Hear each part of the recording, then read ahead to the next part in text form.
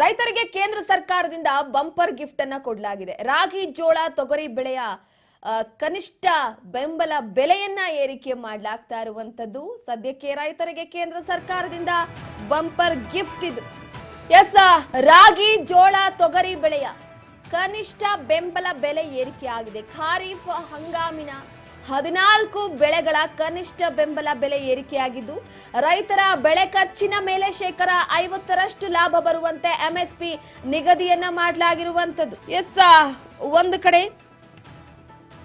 MSP ವಿಚಾರಕ್ಕೆ ಸಂಬಂಧಪಟ್ಟಂತೆ ಅಂದ್ರೆ ಮಿನಿಮಮ್ ಸಪೋರ್ಟ್ ಪ್ರೈಸ್, ಖಾರಿಫ್ ಹಂಗಾಮಿನ ಬೆಳೆಗಳಿಗೆ ಎಂಎಸ್ಪಿ ಹೆಚ್ಚಳಕ್ಕೆ ಕೇಂದ್ರ ಕ್ಯಾಬಿನೆಟ್ ಒಪ್ಪಿಗೆ ಕೊಟ್ಟಿದೆ. ಪ್ರಧಾನಿ ಮೋದಿ ಅಧ್ಯಕ್ಷತೆಯಲ್ಲಿ ನಡೆದಂತಹ ಕೇಂದ್ರ ಕ್ಯಾಬಿನೆಟ್ ನಲ್ಲಿ ಈ ನಿರ್ಧಾರವನ್ನ ಮಾಡಿದ್ದು, ರೈತರ ಬೆಳೆ ಖರ್ಚಿನ ಮೇಲೆ 50% ಲಾಭ ಬರುವಂತೆ ಎಂಎಸ್ಪಿ ನಿಗದಿ ಮಾಡಿರುವಂತದ್ದು.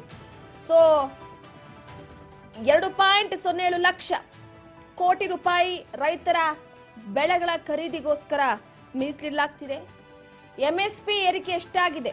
ಸೊ ಪ್ರಮುಖವಾಗಿ ಮಿನಿಮಮ್ ಸಪೋರ್ಟ್ ಪ್ರೈಸ್ ಎಷ್ಟಾಗಿದೆ ಅಂತಂದ್ರೆ, ಭತ್ತಕ್ಕೆ ಕ್ವಿಂಟಾಲ್ಗೆ 2369 ರೂಪಾಯಿಗೆ ಏರಿಕೆ ಆಗಿದೆ.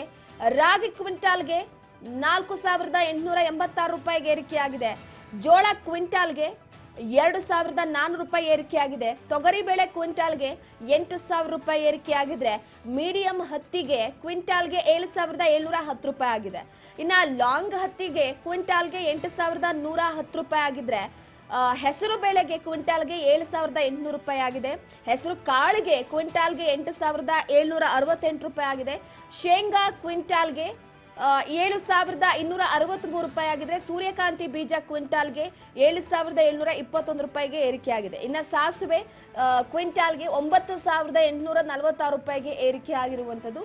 ಈ ಮುಖಾಂತರವಾಗಿ ರೈತರಿಗೆ ಕೇಂದ್ರ ಸರ್ಕಾರ ಬಂಪರ್ ಗಿಫ್ಟ್ ಅನ್ನ ಕೊಟ್ಟಿದೆ.